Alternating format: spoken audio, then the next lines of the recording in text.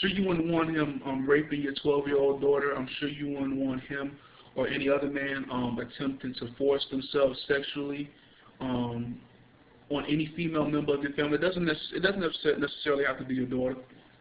Excuse me. It could be your mother, one of your aunts, your grandmother, your sister. And you know, like, people usually don't, people that believe these outrageous things, they usually don't have problems with this. They usually don't have problems, you know, with these doctrines until they actually come to hit home. I can remember seeing a rerun of Geraldo, I believe it was, yeah, of the Geraldo Rivera show. That was, you know, it was on during the 80s. I was a little boy, but I saw the rerun recently. There was a white supremacist couple that was on. They were former white supremacists. They came on to denounce the movement. They each had been white supremacists their whole lives. They lived their lives with the group. They met each other in the white supremacist group. I can't remember the name right now. They met each other and they got married. But some of the doctrine in the group said that they believed in the purity of the white race, and that anybody who was a degenerate and was white deserved to be put to death just like a nigger in a spick. I'm using their language. It's not my words. They had a son that was born with a cleft palate, and their preacher, don't know if that's what he would call himself, but their leader, I should say, basically told them that for the good of the white race, they had to slit their son's throat and insert their babies, their body into a fire. And they left. And after that, you know, they saw everything that was wrong. And, you know, but the thing about it is, you know, that had never been a secret. That was never a secret. You know, it was always out there. But when it came to sit in their lap, when it confronted them face to face, they saw, you know, that they really couldn't do it. You know, that it was all right to say one thing, but when you have to do these things, you know, it's a totally different story. And as far as Black Hebrew Israelite women are concerned, I want to know how you feel about that.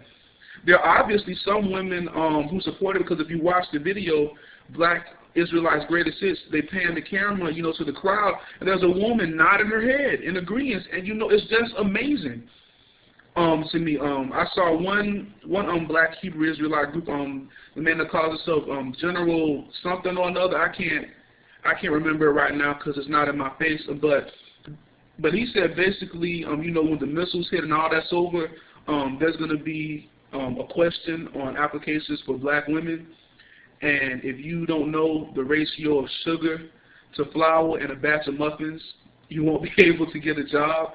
These are not my words. I'm quoting him. If you don't believe me, you can go look it up.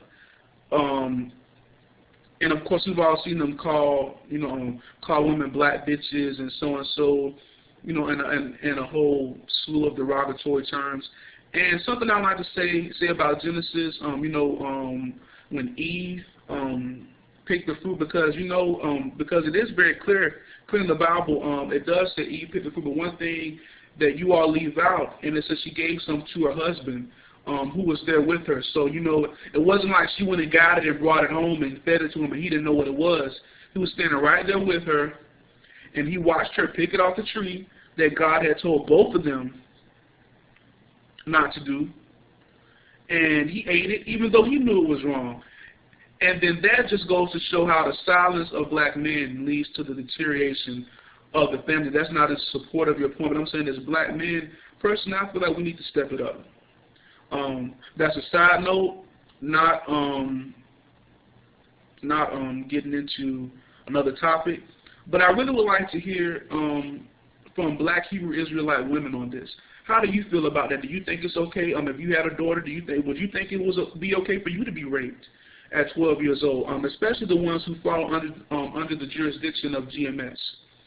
I want to know, like, do you think it would be okay for them to rape your 12-year-old daughter or your niece, or to rape you yourself if you were 12 years old? I'm not taking it out of context. That's exactly what he said. Pretty sure I'm going to get some derogatory responses, it doesn't matter. You will be blocked. All negative video responses will be taken down, and you will be blocked. So if you're going to come against what I have to say, I fully welcome all responses if you feel like you can refute anything I have to say.